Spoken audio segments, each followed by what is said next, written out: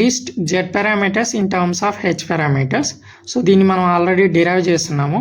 దీనికి సంబంధించి అంటే Z parameters in terms of H parameters, H parameters in terms of Z parameters, H parameters in terms of Y parameters, ఓకేనా, Z parameters in terms of ABCD parameters అన్నిటికి మనం derive చేస్తున్నాము. మన YouTube ఛానల్లో ఉన్నాయి ఆ డెరివేషన్స్ అన్నీ.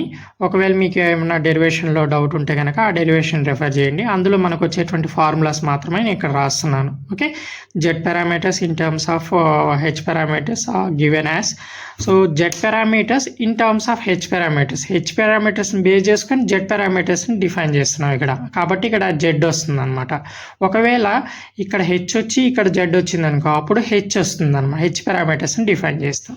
Okay, so z11 equal to h11 and h22 minus h12 h21 by h22, z12 equal to h12 h22, z21 equal to minus h21 by h22 and h22 equal to 1 by h22. ఇది z parameters in terms of h parameters.